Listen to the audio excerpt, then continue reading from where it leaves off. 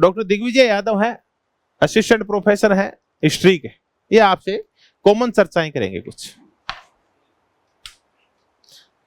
Cell बदल लेते।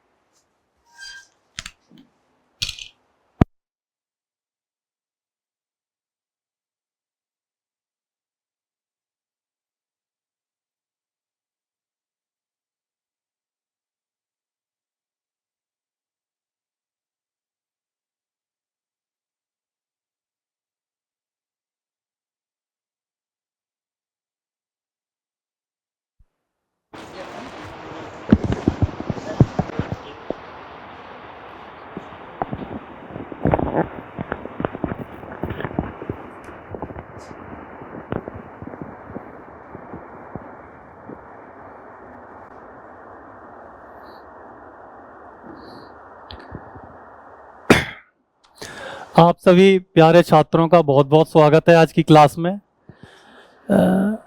अभी बेनीवाल सर ने कुछ लाइफ की कुछ हार्श रियलिटी से आपको परिचय करवाया था। मैं अपनी बातों को आगे स्टार्ट करूं तो मुझे एक चीज़ याद आ रही है, जैसे इतिहास में भी हम पढ़ते हैं और शायद पॉलिटिकल साइंस में भी वो लोग होंगे। इकबाल का नाम आपने सुना होगा, मोहम्मद इकबाल, जिनको पाकिस्तान का ब्रेन उनको माना जाता है, पिता माना जाता है, आध्यात्मिक पिता। आज से लगभग 120 साल पहले उन्होंने एक बात कही थी, ताराना हिंद उन्होंने लिखा था 1905 में। क्या बात लिखी थी उन्होंने कि रोम, मिस्र और यूना मिट गए जहां से, मगर अब तक है बाकी नामो निशां हमारा। कुछ बात है कि हस्ती मिटती नहीं हमारी, सदियों रहा है दुश्मन दौरे जहां हमारा। ये जो भारत के विषय में उन्होंने बात कही थी कि भारत में कुछ बात है। जितने आक्रमण यदि आपको भारत पे देखने को मिलेंगे दुनिया की किसी इतिहास में, किसी दौर में, इतनी विदेशियों ने भारत पर आक्रमण नहीं किया और राज किया है।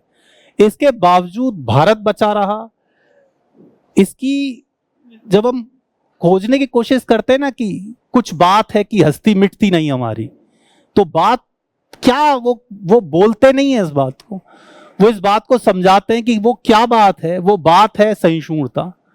जो बात ये एक देश के ऊपर लागू हो रही है, ये लाइन है, ये एक छात्र के जीवन पर भी पूरी तरह से वैसे ही वैसे लागू होती हैं।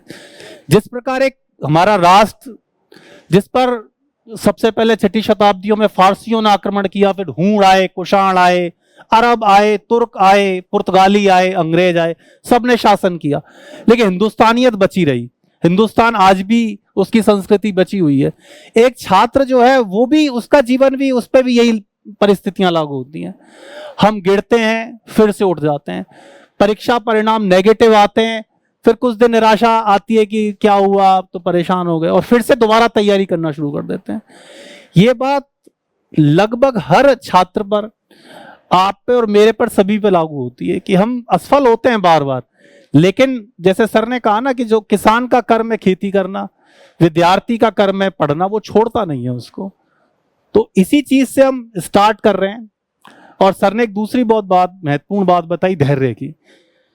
छात्र के ऊपर ये दोनों बात लागू होती है, धैर्य, और इसके साथ जो इकबाल की पंक्तियां हैं वो लागू करती है हौसला।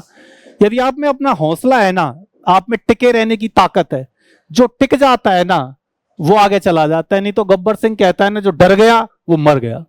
डरना नहीं है, क्योंकि सब्जेक्ट में दुश्वारियां बहुत ज्यादा हैं।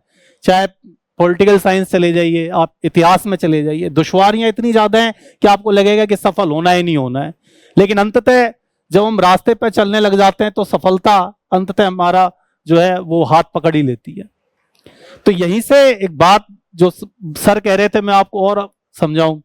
जब सर 2014 की बात कर रहे थे ना, जब असिस्टेंट प्रोफेसर की पहली बार वैकेंसी निकली थी, और वो ऐसी वैकेंसी थी कि जिसमें पहली बार एमसीक्यू के बेस्ड सिलेक्शन होने वाला था। उससे पहले जो वैकेंसियां होती थी ना वो सारी इंटरव्यू बेस्ड होती थी, एक स्क्रीनिंग होता था और इंटरव्यू बेस्ड हो जाता। पहली बार ऐसा हो रहा था 2014 में कि एग्जाम एमसीक्यू बेस्ड हो रहा था, और 12% जो है रखा गया था मुद्दा किसका, इंटरव्यू का, और 88% रिटर्न का।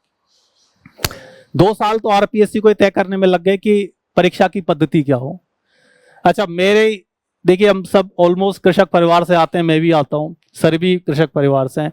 कृषक परिवारों के लड़कों के साथ एक बड़ी चुनौती होती है विवाह की, और विवाह का मुद्दा रहता है जुड़ा किससे, नौकरी के साथ। मेरी ऑलमोस्ट 30 साल में क्रॉस कर चुका था। उससे पहले 3 बार यूपीएससी मेंस दे चुका था, 3 बार आरएएस के इंटरव्यू दे चुका था, 1 बार हिमाचल प्रदेश मेंस दे चुका था, 7 एग्जाम मेंस के लिख चुका था, सफलता नहीं मिल रही थी।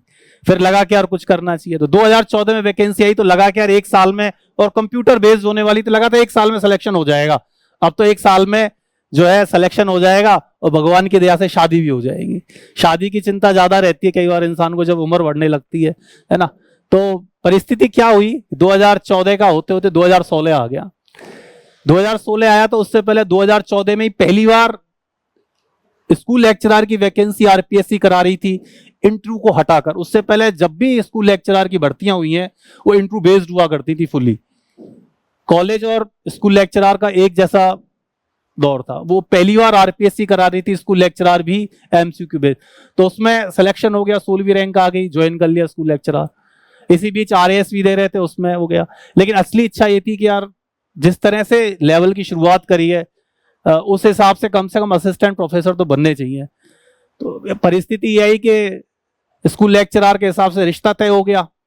लेकिन मैं इंतजार करने लगा यार कैसे ही ना कैसे ना 1.5 साल हो गया और ये शादी जो है थोड़ी सी लंबी खिंच जाए और असिस्टेंट प्रोफेसर का रिजल्ट आ जाए, और रिजल्ट आ जाए तो थोड़ी क्या है बार्गेनिंग की क्षमता और थोड़ी सी बढ़ जाएगी।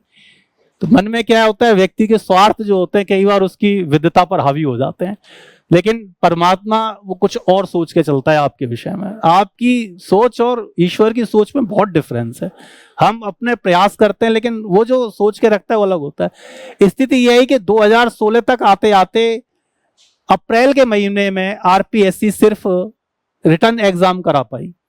लेकिन ऐसा लगा कि रिटर्न एग्जाम हो रहा है और इसके 1 महीने के अंदर ऐसा माहौल बनने लगा कि साहब ये तो कैसा पेपर हुआ है, क्योंकि कुछ ही लोग बैठे थे नेट में। तो ऐसा इतनी बहुत ज्यादा भीड़ हो असिस्टेंट प्रोफेसर में बैठने वाले लोग भी कम थे उस वक्त नेट पास। तो ऐसा लगा कि 1 महीने में, क्योंकि कंप्यूटर बेस्ड पेपर हुआ, 1 महीने में रिजल्ट आ जाएगा। तो मैंने खबर भिजवाई मेरे ससुराल में कि अभी रुक जाओ थोड़ा सा, अभी मैं पढ़ाई कर रहा हूँ, दिसंबर तक शादी और थोड़ा सा आगे खींच लो। दिसंबर मैंने सोचा यार कि अप्रैल मई में ये पेपर हुआ है, 2-1 महीने में रिजल्ट आ जाएगा, इंटरव्यू हो जाएगा, सिलेक्शन हो जाएगा और थोड़ा सा बढ़िया व्यवस्था बैठ सकती है। शादी की नहीं, मतलब कुछ और की इच्छा थी। तो वो बात फिर आगे बढ़ी, लेकिन ऐसा लगा कि यार ये तो आरपीएससी उसको बैठ गई लेके रिजल्ट को आराम से। खूब जुगाड़ लगाने लगे, पता करने लगे कि यार इसका रिजल्ट कब निकलेगा, क्योंकि इंटरव्यू में आजकल सोशल मीडिया तब स्टार्ट ही हुआ था, तो पता चल गया था कि रिटर्न में मेरे अच्छे नंबर हैं। 135 थे, 137 के लगभग थे, तो ऑल राजस्थान रिटर्न में भी 4th नंबर पे था। तो लगा कि यार सिलेक्शन तो हो जाएगा, लेकिन रिजल्ट ये निकलना चाहिए रिजल्ट। वो बड़ी तलब थी रिजल्ट निकालने की, इतनी तलब कभी यूपीएससी के रिजल्टों की नहीं रही, आरएएस में बार बार फेल होते रहे उसकी नहीं रही, तब थी बहुत ज्यादा। लेकिन आरपीएससी जो है वो लेके बैठ गई। अब धैर्य भी जवाब देने लगा, ससुराल से भी दबाव, और भाई करो शादी। अंततः फिर शादी के लिए हाँ कर दी। दिसंबर में 2016 में शादी हो गई। देखिए आरपीएससी का खेल देखिए, 2014 में वैकेंसी स्टार्ट करी। जो कह रहे हैं ना बात धैर्य की, धैर्य कितना इंपॉर्टेंट होता है एक विद्यार्थी के लिए। हम इंतजार करते रहे उसका कि कब वैकेंसी आएगी, कब इसका रिजल्ट। कोई रिजल्ट का पता नहीं। स्कूल में ज्वाइनिंग हो चुकी थी, आरएएस का 3रे बार का रिजल्ट आ गया था, उसमें कोऑपरेटिव इंस्पेक्टर में सिलेक्शन हो गया था, वो नहीं ज्वाइन करी कि नहीं अब एक बार शिक्षा से जुड़ गए तो शिक्षा में आगे बढ़ेंगे। 2017 में जाके आरपीएससी ने इंटरव्यू का रिजल्ट निकाला और फिर इंटरव्यू कराने में 1 साल लिया। तो जब मैं इंटरव्यू देने गया था ना 2018 में, दिसंबर की ज्वाइनिंग थी, बताओ 2014 की वैकेंसी और दिसंबर 2018 में नियुक्ति मिली थी। मेरी बेटी 1.5 साल की हो चुकी थी। मैं जब जा रहा था आरपीएससी में तो मेरे दिमाग में आ रहा था कि मैं क्या क्या सोच रहा था 2014 में वैकेंसी निकली है, 2016 में रिश्ता हुआ है, अभी 6 महीने में तो सब कुछ पूरा हो जाएगा और ये हो जाएगा वो हो जाएगा। लेकिन हर चीज आपके हाथ में नहीं होती है। ये जो समय है ना, समय इतना बलवान होता है कि आपकी बिल्कुल थॉट से अलग चलता है। आप जैसा सोचते हैं ना, आपने जैसे पॉलिटिकल साइंस में ये सोचा होगा कि पेपर ऐसा आएगा, या हिस्ट्री में हम सोचते हैं कि पेपर ऐसा आएगा, लेकिन कई बार हमारी आशाओं से बिल्कुल चीजें विपरीत चलती हैं। लेकिन जो चीज सर कह रहे थे और जो इकबाल ने कही है कि धैर्य और हौसला यही है विद्यार्थी के पास, बाकी कुछ नहीं है। आपकी मेहनत तो आप कर ही रहे हैं, और जो इन दोनों चीजों को एकदम अपनी मुट्ठी में हासिल कर लेता है, मुट्ठी में दबा लेता है, अंततः वो लोग सफल होते हैं। मेरा बहुत लंबा अनुभव रहा है यूपीएससी देने का, आरपीएससी देने का। मेरे साथ ऐसे ऐसे मेरे मित्र रहे जो लास्ट अटेम्प्ट में जिन्होंने यूपीएससी को फाइट किया और टिके रहे। मतलब इतनी विपरीत परिस्थितियां रही हैं आप, और सबकी लाइफ में रहती हैं, आप सब उस दौर से गुजर रहे हैं और मैं भी गुजरा हूं। हमको लगता है कि अरे लाइफ में सिर्फ हमारे साथ ही हो रहा है, ये तो किसी और के साथ नहीं है, पैसे की तंगी है, किराया देने को नहीं है। ये दौर मैंने देखे, 8 साल बेरोजगारी भुगती है, 10 साल, हम हर किसी के साथ है। लेकिन ये जो यहां से निकल जाता है ना, जब आदमी जब पीछे देखता है अपना इतिहास मुड़ के कि यार ये भी वक्त था, मैं ऐसा दौर भी निकाला है कि मतलब कई बार रोटियों के लाले भी पड़ गए, किसी से पैसे मांगने पड़ रहे हैं दोस्तों से, हमने ये जिंदगी देखी और ये सबकी लाइफ में कमोबेश ये माहौल रहा है। लेकिन जैसा सर बोल रहे हैं कि हमको मेहनत करते चलना है, रुकना नहीं है। रुकते हुए जब आप आगे चलेंगे ना तो सफलता अंततः आपके कदम चूमेगी। इंतजार करना है, अपनी बारी का इंतजार करना है, वो वक्त आता है। हर व्यक्ति की लाइफ में एक वक्त ऐसा आता है जब उसका गोल्डन पीरियड स्टार्ट होता है, ये मेरा मानना है। मैंने 10 साल लगातार मेहनत करी, जब वक्त आया ना तो 1.5 साल के अंदर 3 टॉप पोस्टों पे सेलेक्ट हुआ हूं, अच्छी रैंक के साथ हुआ। आरएएस में नहीं हुआ लेकिन स्कूल लेक्चरर, असिस्टेंट प्रोफेसर में हुआ। और उससे पहले जब फर्स्ट अटेम्प्ट में नेट जेआरएफ दिया था, पहली बार में नेट भी हुआ और जेआरएफ भी हुआ। और पहली अब अटेम्प्ट में स्कूल लेक्चरर में हुआ, फर्स्ट अटेम्प्ट असिस्टेंट प्रोफेसर। लेकिन एक पीरियड आता है वो एक, और वो आपके धैर्य की परीक्षा करता है कि आप टिके रहते हैं कि नहीं टिके रहते। कहीं आप छोड़ के तो नहीं भाग रहे, लेकिन आप जब टिक गए ना आप, तो आपका एक लेवल धीरे धीरे अपने आप ऑटोमेटिकली बनने लग जाता है। आज नहीं बनता, परीक्षा जो है वो आपका पेशेंस चेक करती है। ईश्वर आपकी ये देखता है कि यार ये लड़का टिक सकता है कि नहीं टिक सकता। जो टिक जाता है वो जीत जाता है, और वो अंततः वो सिलेक्शन लेके मानता है। क्योंकि हम, मेरा लाइफ बहुत डिफरेंट फील्ड से निकली है, यूपीएससी, आरपीएससी और फिर एजुकेशन में। मैंने बहुत मेरे मित्रों को देखा कि जो टिक गए ना वो अंततः सिलेक्शन हुआ, और जिन्होंने छोड़ दी वो आज कुछ भी नहीं। ये भी है, ऐसे भी बहुत उदाहरण है कि जिन्होंने बहुत अच्छी शुरुआत करी और छोड़ गए और निकल गए। ये एक कॉमन बातें थी जो हर व्यक्ति पर लागू होती हैं, हर विषय पर लागू होती हैं। इसका किसी विषय के साथ कोई संबंध नहीं है। अब बात करते हैं हिस्ट्री की। जैसे सर ने आपको बताया कि पॉलिटिकल साइंस में एक नई अप्रोच लेके आ रहे हैं, वैसी हमने भी सोचा कि क्यों ना हिस्ट्री 360 जैसा कार्यक्रम रखा जाए। क्योंकि अब अक्सर स्टूडेंट के साथ प्रॉब्लम क्या होती है कि वो शुरुआत करता है नेट जेआरएफ से, कुछ स्टूडेंट शुरुआत करते हैं स्कूल लेक्चरर से, और कुछ स्टूडेंट सीधा ही हाई स्टार्ट करते हैं असिस्टेंट प्रोफेसर से। जैसे मैंने मेरी शुरुआत जीवन की यूपीएससी से करी थी, 2004 में राजस्थान यूनिवर्सिटी से पीजी के हिस्ट्री डिपार्टमेंट से, 2005 में आईएएस मेंस दे लिया अगले साल ही, 21.5 साल। बड़े ऊंचे ख्वाब थे कि यार पहली बार में 21.5 साल की उम्र में मेंस दे लिया, अब तो सिलेक्शन हो ही जाएगा। लेकिन रियलिटी जो है कुछ अलग होती है। इसी प्रकार हमारे जीवन में भी हम तैयारी कई बार असिस्टेंट प्रोफेसर की शुरू करते हैं, स्कूल लेक्चरर की शुरू करते हैं, लेकिन जो नीचे की परीक्षाएं कई बार उनसे हमारा ध्यान भटक जाता है, और वो इजी होती है क्रैक करना। कई बार बहुत सारे स्टूडेंट फर्स्ट अटेम्प्ट में क्रैक करते हैं। ऐसे बहुत सारे उदाहरण मिलेंगे जिन्होंने शुरुआती टॉप से करी थी और टॉप को पहली बार में ही टॉप कर गया। लेकिन वो बात सिर्फ 5% स्टूडेंट के विषय में रहती है। हिस्ट्री 360 या पॉलिटिकल साइंस 360 या इंग्लिश 360 का उद्देश्य यही है कि आपकी जितना भी जो टीचिंग से रिलेटेड आपके एग्जाम्स हैं, स्टार्टेड करते हैं नेट से, सेट से, और स्कूल लेक्चरर और असिस्टेंट प्रोफेसर तक, वो आपका एक कम्युनिटिव अप्रोच के साथ उसके साथ डील की जाए, और वो सारे टॉपिक जो आपसे रिलेटेड हैं उनको सबको टाइम लेकर आराम से उसको कंप्लीट कराया जाए। तो हिस्ट्री में भी हमारा उद्देश्य यही है कि हिस्ट्री 360 जो रखने जा रहे हैं उसका उद्देश्य यही है कि एक तरफ तो आपका नेट जेआरएफ और सेट का सिलेबस राजस्थान में और यूजीसी में सेम है, पॉलिटिकल साइंस में अलग है, लेकिन अच्छी बात यह है कि हिस्ट्री में सेम है, नेट जेआरएफ का और सेट का यहां पर भी और वहां पर भी। दूसरी बात है कि हमारे नेट जेआरएफ में एंशिएंट, मिडाइवल और मॉडर्न के 3 पार्ट आते हैं, और एक रिसर्च की यूनिट रहती है 10th यूनिट।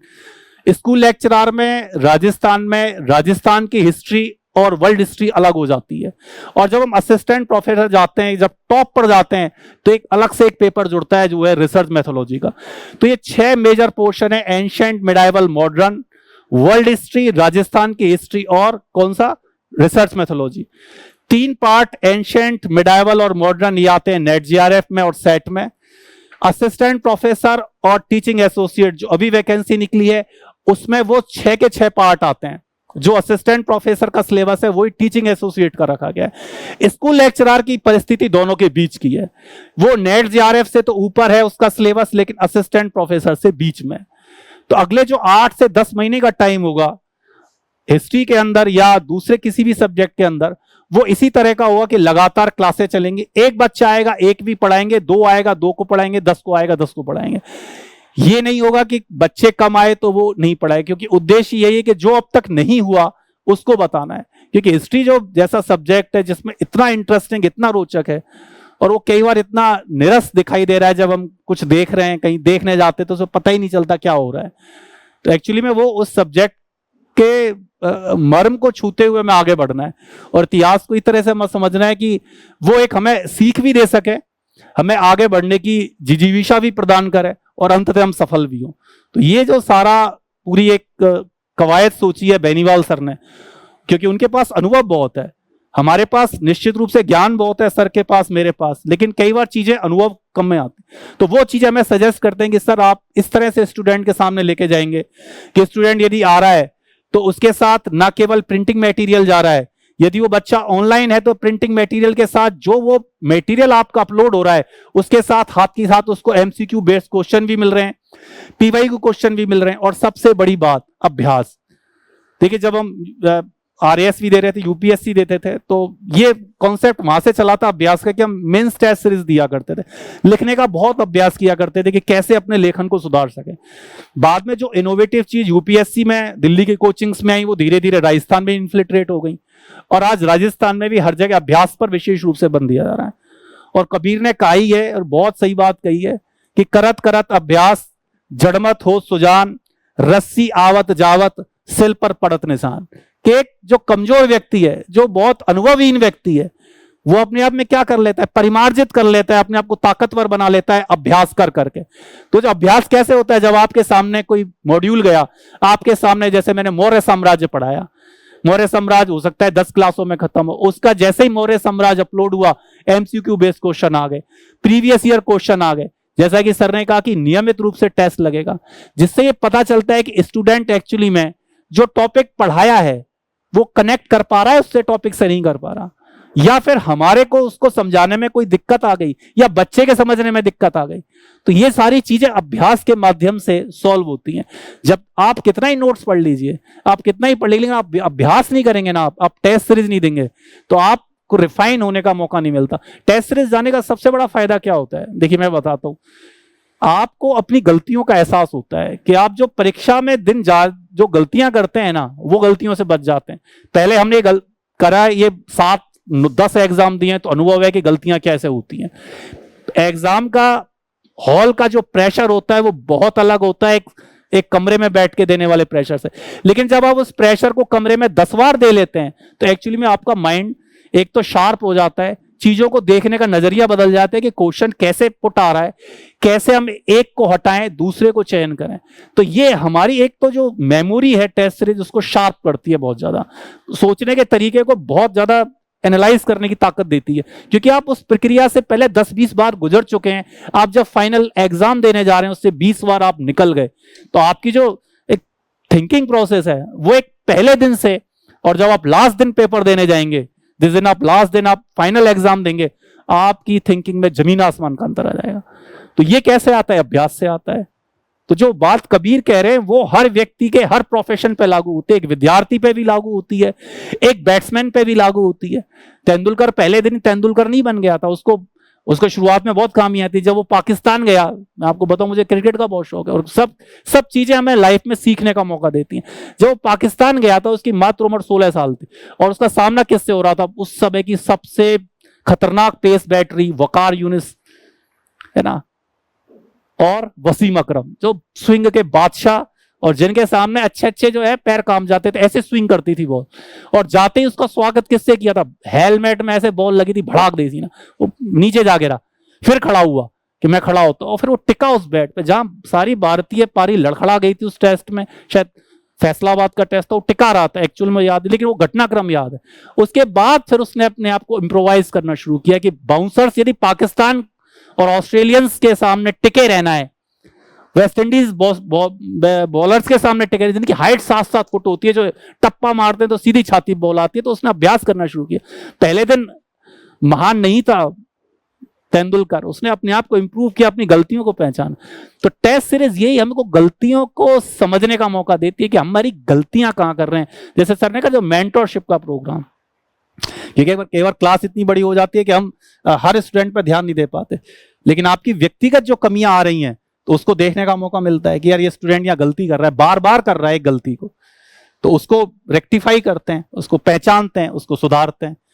तो यही प्रोसेस है एक विद्यार्थी के एक नासमझ, एक नौसीखिए से एक चैंपियन बनने का। कभी हम भी तो आप जैसे ही थे, 10-10 परीक्षाएं उतरे हैं, 3-3, तब उसके बाद तो यहाँ आज आपके सामने बोल पा रहे हैं। तो ये एक प्रोसेस है, और हिस्ट्री में आप यदि जुड़ेंगे मेरे से तो आपको पता चलेगा कि एक्चुअली में हिस्ट्री होती क्या है। क्योंकि मेरा जो अनुभव रहा है वो यूपीएससी के थ्रू आया है। मैंने टीचिंग जो है मैं बाद में फील्ड में आया, और मैं एक चीज और बताऊं, मैं लगातार अभी असिस्टेंट प्रोफेसर के मॉक इंटरव्यू ले रहा हूं, अभी भी लेता हूं संडे के संडे। अच्छा, क्या प्रॉब्लम आ रही है हिस्ट्री में? एक बड़ी समस्या जो मुझे देखने को मिली, जब जो हमारे एमसीक्यू बेस्ड क्वेश्चन बनने लगे, एक फायदा तो यह है कि आपको विषय की बहुत डेप्थ आ जाती है। मुझे नहीं पता कि पॉलिटिकल साइंस में प्रॉब्लम है, यानी हिस्ट्री में बहुत बड़ी प्रॉब्लम आ गई है। क्या प्रॉब्लम आ गई है कि बच्चा कॉन्सेप्ट उसको पता ही नहीं है। उसको ये पता ही नहीं कि सामंतवाद जब भारत में आया तो फ्यूडलिज्म ने सोसाइटी को कैसे प्रभावित किया। यदि मैं उनसे पूछ लेता हूं कि 1900 वो ब्रिटिश सरकार जो भारत के उद्योगों को नष्ट करने पे तुली हुई थी, वो ब्रिटिश सरकार प्रथम विश्व युद्ध के बाद क्यों भारतीय उद्योगों को आश्रय दे रही है, तो बताइए आप मुझे। मैं उनसे पूछ लेता हूं कि क्या जवाहरलाल नेहरू गांधी जी की संघर्ष विराम संघर्ष की रणनीति से वाकिफ थे, उससे वास्ता रखते थे? क्या नेहरू और पटेल के बीच में वास्तव में विवाद था, यह विवाद बनाया गया? ये एक्चुअल में जब आप इंटरव्यू देने जाते हैं ना असिस्टेंट प्रोफेसर का, वहां आपसे कोई फैक्ट वैक्ट कुछ नहीं पूछता। वहां जो प्रोफेसर बैठे रहते हैं ना, इन चीजों को पूछते हैं कि आप बताइए, आपको बोलना पड़ता है। तो कुछ हमारी जो पद्धति है उसमें भी हमको चेंज करना पड़ेगा, क्योंकि हमें एक्चुअली में स्टूडेंट को असिस्टेंट प्रोफेसर बनाना है, जो हमारी परीक्षा का 360 का मेन उद्देश्य है।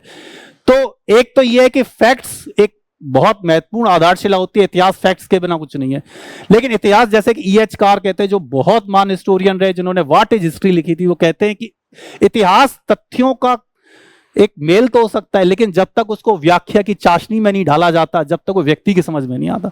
तो जो इतिहास के कॉन्सेप्ट है उसको हम समझते चले, क्योंकि हमने तो मेंस दिए यूपीएससी के, आरपीएससी के। तो ये इन फैक्ट्स से, इन थॉट्स से एक निकलने का एक लंबा दौर रहा। तो जब आप पढ़ेंगे तब आपको पता चलेगा कि हिस्ट्री एक्चुअली में कितना इंटरेस्टिंग सब्जेक्ट है, उसमें क्या मजा आता है, क्या उसके अंदर कहानियां हैं। क्योंकि यदि कहानी बताएं हिस्ट्री की तो एक विषय के साथ जुड़ा हो जाता है। और यदि मैं आपको पढ़ा दूं गांधी जी को फैक्ट्स के माध्यम से, गांधी जी का जन्म यहाँ हुआ, गांधी जी इस साल अफ्रीका से आए, उन्होंने यहाँ आंदोलन किया, लगेगा कि यार क्या निर्जीव इतिहास को निर्जीव बना के रख दिया। लेकिन मैं ये कहता हूं कि गांधी जी महात्मा कैसे बने, आपको पता है कैसे बने महात्मा? हम गांधी जी को महात्मा कह देते हैं, महात्मा गांधी है साहब। कोई आदमी ऐसे ही महात्मा बन जाता है क्या? कोई पता है घटनाक्रम क्या था? महात्मा ऐसे ही नहीं बने थे, एक बहुत बड़ा घटनाक्रम है उसके पीछे। कि जो शांति निकेतन था रविन्द्रनाथ जी का, वहां पर क्या होता था कि उस वक्त जमाना कुछ अलग ही था, जातिवाद इतना हावी था सोसाइटी के अंदर। जैसे जातिवाद के खिलाफ भी गांधी जी और अम्बेडकर ने बराबर मजबूत, ये आज हम चीज देखते नहीं है। जब इतिहास में हम देखते हैं तो देखने को मिलता है कि यार वो क्या सोसाइटी थी, कैसे लोग थे। लोग अपना पाखाना खुद नहीं उठाते थे, जाति विशेष का काम था पाखाना उठाना। हर बार जब छुट्टियां होती थी ग्रीष्म की, शांति निकेतन जो यूनिवर्सिटी स्टैब्लिश की थी रविन्द्रनाथ जी ने, तो हमें हर साल दिक्कत आती थी कि जब छात्रों की छुट्टी हो जाती थी तो जो इस काम को करते थे, जो जाति करती थी, वो भी अक्सर छुट्टी कर लिया करती थी। लेकिन इसके बावजूद एक छात्रों की बड़ी संख्या थी जो यूनिवर्सिटी में रह जाती थी, लेकिन वो अपना पखाना नहीं उठाते थे। आज जैसे टॉयलेट नहीं थे जो फ्लश किया और पानी चला गया, आपने शायद वो टॉयलेट भी नहीं देखे होंगे। लेकिन आप गांव के यदि कोई 30-40 साल पुरानी इमारत हो तो उसमें देखना, सीधा वो ठोस गिरता था और लोग उसको सिर पे ढोके डाल के उसको सिर पे लेके जाते थे। ये आज से भारत की बहुत पुरानी बात नहीं कर रहा, ये हमने अपने बचपन में देखा। क्योंकि मेरी उम्र 44 हो चुकी है, तो मैंने देखा कि आज से 40 साल 35 साल पहले भी गांवों में यही होता था। ये आज तो ये टॉयलेट जो आधुनिक टॉयलेट है ये शहरों में अब, और गांव में तो थे ही नहीं। तो वो जो पखाना गिरता था उसको कोई साफ करने वाला नहीं होता था, क्योंकि मेहतर भी छुट्टी पे चले जाते थे, समस्या विश्वविद्यालय सड़ने लग जाता था। तो कई बार जो है वो रविन्द्रनाथ जी ने बुलाया इस छात्रों को, अरे भाई देखो आपको ये क्या कर रहे हो, आपका खुद की गंदगी है, आपको साफ करना चाहिए। छात्र इधर से सुनते थे, दौड़ से निकाल देते थे, कोई फर्क नहीं पड़ता था। ये बात गांधी जी को उन्होंने पत्र लिखकर कही कि गांधी जी ऐसे ऐसे समस्या आ रही है, मैं छात्रों को जो है खूब कह रहा हूं कि यार ये ये जो है इसको आप साफ करो, आपका मल है, आपका है, आपको करना चाहिए। गांधी जी बोले जैसा मुझे वक्त मिलेगा मैं आऊंगा, इस समस्या पर देखेंगे।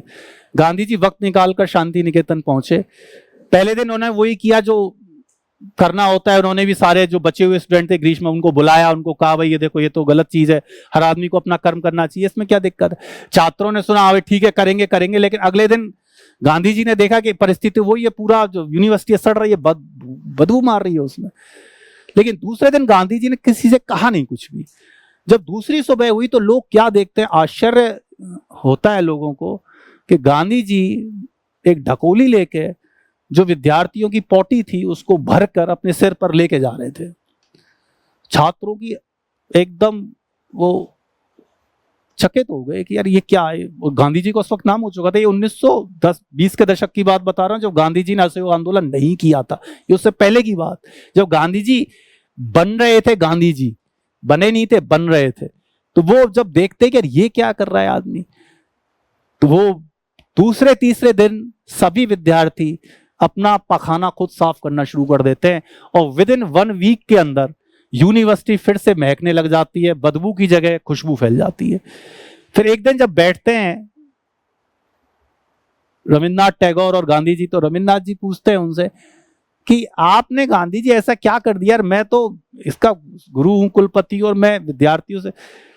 तो गांधी जी ने जो बात कही वो हम सब पे लागू होती है कि आप यदि किसी दूसरे को शिक्षा दे रहे हैं ना, तो शिक्षा को पहले खुद पे अमल करना चाहिए। और कई बार ऐसी शिक्षाएं बहुत खतरनाक होती हैं कि उनको कहना बहुत आसान होता है, लेकिन उसको अपने जीवन में डालना उससे ज्यादा मुश्किल होता है, क्योंकि वहां पर हमें जाति के बंधन आते हैं, कई धर्म के बंधन आते हैं, कई उम्र के बंधन आते हैं, कई रिश्तों के बंधन आते हैं। जब हम बंधनों से ऊपर उठ जाते हैं और एक व्यक्ति के तौर पर सोचने लगते हैं, उस व्यक्ति के बारे में सोच रहे होते हैं जो जिसकी परिस्थितियां सबसे ज्यादा गरीब हैं, जो सबसे ज्यादा दरिद्र है, जो सबसे ज्यादा हीन है, तब ये विचार दिमाग से हट जाता है। तो कह रहे मैंने वो करा, तो कह रहा कि फिर बोले रविन्द्रनाथ जी कि वास्तव में गांधी जी ये काम एक महात्मा ही कर सकता था, एक साधारण व्यक्ति नहीं कर सकता। तब महात्मा बनने की शुरुआत हुई। और गांधी जी के जीवन में ऐसे ऐसे प्रसंग हैं, हम एक्चुअली पर जानते नहीं है गांधी जी को, हम कहते हैं गांधी जी है, मजबूरी का नाम महात्मा गांधी। और मैं ये कहता हूं कि गांधी जी ने जितना स्ट्रांग लीडरशिप दिखाई थी आजादी के समय में, लेकिन उनके बारे में पता नहीं है लोगों को, क्या करके गए, ऐसे ही बन गए थे क्या वो महात्मा। एक बार उठते थे लाखों लोग उनके पीछे चलते थे, जबकि पूरी ब्रिटिश सरकार, आप ब्रिटिश सरकार की शक्ति को जान नहीं सकते। वो सरकार जिसने जर्मनी को हरा दिया, जिसका पूरे विश्व में डंका बजता था, सारे देश उसके गुलाम थे, उसके मजाल उसका प्रशासन, आज का इंडिया का प्रशासन कुछ भी नहीं है। आप यदि ब्रिटिश की आप एडमिनिस्ट्रेशन देखेंगे ना, अपने बुजुर्ग यदि कोई बच रहा हो आजादी से पहले का, हमको हमारे बाबा बताते थे, जब अंग्रेज का घोड़ा गांव में आता था लोग भग जाते थे, कोई छूटता नहीं था, इतना उनका सख्त एडमिनिस्ट्रेशन था। उस दौर में उस ताकत को चुनौती देना जिसका सारे संसाधनों पे कब्जा था, जितने अखबार थे सब पे सेंसरशिप लागू थी, कोई खबर नहीं निकाल सकता था खिलाफ, कोई आज की तरह सोशल मीडिया नहीं थी कि जो मैं बोल रहा हूं और भारत में फैल गई। उस दौर में चुनौती देना ब्रिटिश सरकार को, ऐसे चुनौती देना, इतने वाक्य हैं, ऐसे ऐसे वाक्य हैं, आप सोचेंगे कि यार ये आदमी जिसमें हड्डी की जान नहीं है, ये आदमी जिसका छोटा सा कर रहा है, रंग काला है, ये कैसे दे रहा है। उस आदमी में जीवटता थी, ताकत थी अंदर की, जो बोलता था तो लोग खड़े हो जाते थे, जहां बोलता था तो छत्तीसगढ़ के इलाकों में शुरू हो जाते थे, पाकिस्तान का जो खैबर पख्तूनवा है, जो पठानों का इलाका है, वहां आंदोलन शुरू हो जाते थे। तो बात थी, ऐसे ही कोई महात्मा और कोई बड़ा नेता नहीं बनता। कांग्रेस में एक से एक दिग्गज नेता थे, कांग्रेस नहीं, कांग्रेस से बाहर भी बड़े बड़े नेता थे, पटेल, और उनका कद इतना बड़ा था और वो सारे गांधी जी के सामने। तो कोई ऐसे किसी को नेता नहीं मानता है, ऐसे ही कोई किसी का पीछे नहीं चलता है। आप बेनीवाल जी के पास आ रहे हैं, किसी भी टीचर के पास जा रहे हैं, ऐसे ही नहीं चले जाते, कुछ बात दिखती है तब हम उसके पीछे जाते हैं। और ऐसा चले जाए कि हम उसके लिए अपनी संपत्ति को दांव पे लगा दें, जान को दांव पे लगा दें, वो लोग बहुत कम होते हैं। वो लगाते थे गांधी जी के पीछे। लोगों की संपत्तियां कुर्क हो गई हैं।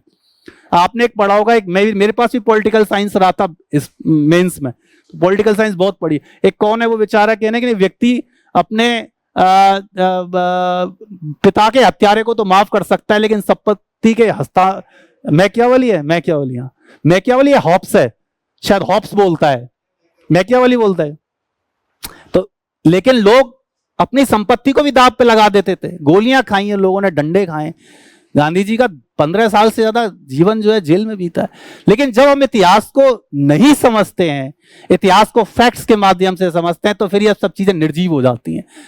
मजा इतिहास या किसी विषय का तभी है जब उसकी व्याख्या उसके साथ जुड़ी हो। आप जिस व्यक्तित्व को पढ़ रहे हैं, जब तक उसका जुड़ाव नहीं है, मैं अकबर को पढ़ा रहा हूं, औरंगजेब को पढ़ा रहा हूं, एक मैं औरंगजेब को ऐसे पढ़ा सकता हूं उसने ये गलत कार्य किए, लेकिन जब मैं औरंगजेब को ऐसे पढ़ाता हूं कि उसका ये काम था, या वार्ता कैसे हो रही है जसवंत सिंह के साथ, वो क्या भेज रहा है, तो पता चलता है कि उसकी थिंकिंग क्या थी जसवंत सिंह की, और मेंटलिटी क्या थी औरंगजेब की। तब हमें हिस्ट्री में आनंद भी आता है, हम हिस्ट्री को समझते भी हैं, और फिर परीक्षाएं भी पास होती हैं। तो विषय के साथ जुड़ाव, जैसे सर ने कहा ना कि इस बार वो चेंज कर रहे हैं कि आपका विषय के साथ जुड़ाव हो सके, तो जो थिंकर्स या जो भी व्यक्तित्व हैं उनके बारे में सूचना दे रहे हैं, तभी आपका विषय के साथ एक क्या कनेक्ट बैठता है। आपका विषय आप तब बेहतर समझ सकते हो जब उस व्यक्ति के बारे में जानते हो जिसके बारे में आप पढ़ रहे हो। सर और मैं कल बात कर रहे थे, सर ऐसी चर्चा चली कि इंग्लिश लिटरेचर है और सर की क्या जबरदस्त नॉलेज है, उतनी हिंदी और उतनी दूसरी भाषाओं पर। तो हम बात कर रहे थे ट्यूडर काल और इस तरह की हिस्ट्री की। तो मैंने कहा सर ये जो रेनेसा का युग है, ये पॉलिटिकल साइंस में भी आता है, हम वहां भी पढ़ते थे, मैकियावली मैं हिस्ट्री में भी पढ़ता हूं, है ना, और मैकियावली पॉलिटिकल साइंस में भी, और मैकियावली और वो विचारक जो है वो यहाँ भी आ रहे हैं कॉन्टेस्ट। फिर सर यही बता रहे थे कि जब तक मैकियावली के बारे में उसके सीधे विचारों को बता दें कि मैकियावली ने इस तरह की रचना करी, तो मैकियावली से कनेक्ट नहीं हो पाता। थोड़ी मैकियावली की पृष्ठभूमि बतानी पड़ेगी कि मैकियावली कहाँ का था, उसका जन्म कहाँ हुआ, उसका जीवन कैसे गुजरा। जब उस दौर को आप बता देते हैं, तब उसके बाद जब आप विषय को शुरुआत करते हैं, तब वो एक मजा आता है उसमें, पढ़ने में भी और पढ़ाने में भी।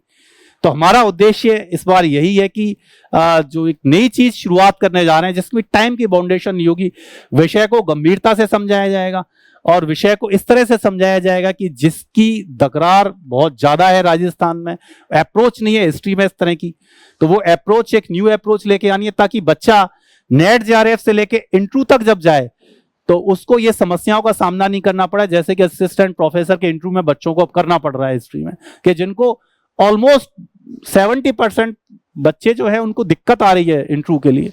वो दिक्कत आनी ही नहीं चाहिए थी, आपके कॉन्सेप्ट क्लियर होते तो, और वो छोटी छोटी चीजें उनको बतानी पड़ रही हैं। तो ये विषय के लिए जब हम इस तरह की अप्रोच रखेंगे, एक होलिस्टिक अप्रोच रखेंगे, तो निश्चित रूप से आप सफलता प्राप्त कर सकेंगे। वैसे मुझे लग रहा है आप काफी बोर हो गए होंगे मेरी बातें सुन के, है ना, तो कि सर ने आज जो है जला दिया मेरे को, है ना, लेकिन कई बार क्या है कि कुछ विचार होते हैं तो उनको व्यक्त कर देना चाहिए। ठीक है, तो इसी के